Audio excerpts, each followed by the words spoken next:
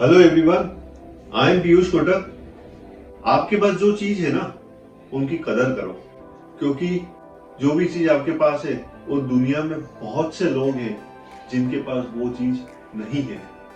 Compare करना तो हर इंसान की फितरत होती है, लेकिन कंपेयर करके दुखी रहना वो आपके ऊपर निर्भर करता है। आपके पास जो चीज है, अगर आप उनकी कदर नहीं करोगे तो मतलब वो चीज का आप लाभ ही नहीं ले रहे हो, उस चीज को आप एंजॉय नहीं कर रहे हो।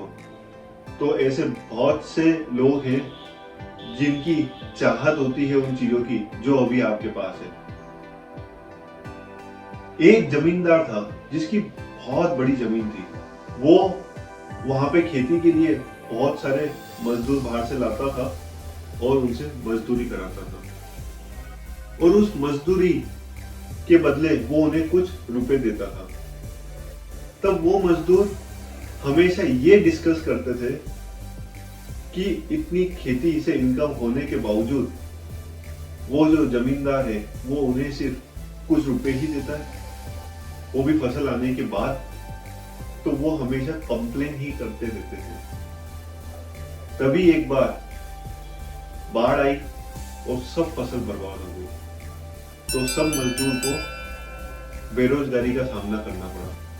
तब एक मजदूर जो हमेशा वो भी कंप्लेन करता रहता था, उसकी वाइफ की तबीयत खराब हुई। तो उसने सोचा कि वो गांव जाता है और वहां जाके कुछ रोजगार ढूंढेगा और उस दौरान अपनी वाइफ का इलाज भी करा पाएगा। वो मजदूर जब गांव गया तो उसने वहां पे देखा कि उसकी जो गाय थी वो वहां पे चारा और घास वगैरह जो पड़ी हुई थी बहुत सारी, वो खा रही थी। तो उसने सोचा कि ये गाय बिना वजह इतना सब चारा वगैरह खा रही है, मैं एक काम करता हूँ, इसे बेच देता हूँ और इसे बेच के इससे जो आवक होगी उससे मैं इलाज करवा लूंगा। तो वो रोड के किनारे पे चला गया और वहां पे चिल्लाने लगा कि ये गाय मैं बेचना चाहता हूं। उसने सोचा था कि कोई ना कोई तो वो गाय खरीद ही लेगा, लेकिन बहुत देर तक इंतजार करने के बावजूद कोई भी ग्राहक उसके पास आया नहीं और वो दुखी होने लगा। इस दौरान एक राह पर एक गांव का एक आदमी जा रहा था। उसने सोचा कि मैं ये गरीब मजदूर की मदद करता हूँ। तब उसने वो सब चीजें उससे पूछी और उस आदमी ने वहां पर बोलना चालू किया और उसने बोला, ये जो गाय है ये बहुत ही बेहतरीन तरह की गाय है। ये रोज 2 बाल्टी दूध सुबह देती है और 2 बाल्टी दूध शाम को देती है। तो कुछ लोगों का झुंड वहां पे इकट्ठा होने लगा और उस आदमी ने जो बोलना चाहता था वो कंटिन्यू रखा और बोलते रहा कि आप हो सकता है कि इसे देख रहे हो और कमजोर लग रही है, लेकिन कुछ समय पहले इसने एक बच्चे को जन्म दिया है, इसलिए ये कमजोर लग रही है।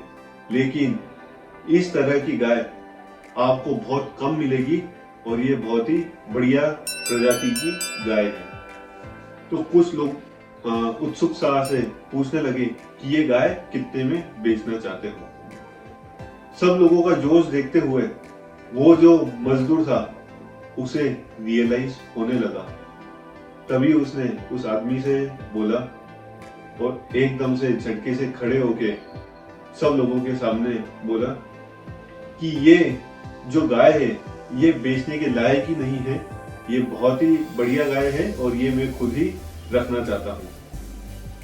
इस कहानी के दौरान मैं आप लोगों को ये बताना चाहता हूं कि जो वस्तु आपके पास है ना, उसकी आप कदर नहीं करते हैं। उसका जो मूल्य है वो आपको कोई और दिखाएगा तो ही आपको रियलाइज होता है। जैसे कि ये मजदूर के पास गाय थी, पहले ये समझता था ये सिर्फ चारा खाती है, लेकिन वो जो दूध देती थी उसकी उसने कदर नहीं करी। उसके पास जो नौकरी थी, जो मजदूरी करता था, उससे जो आवक होती थी, जब आवक होती थी तब उसकी कदर नहीं करता था, तो वो चले गए तब उसे उसका पश्चाताप होने लगा। तो वैसे ही अपने पास जो चीजें हैं उनका सुख कौन लेगा? उसका सुख हमें ही लेना है। उसे उसे आप बेहतरीन तरह से यूज करें, क्योंकि वो हर जने के पास नहीं है। बहुत सारे लोगों का वो सपना होता है।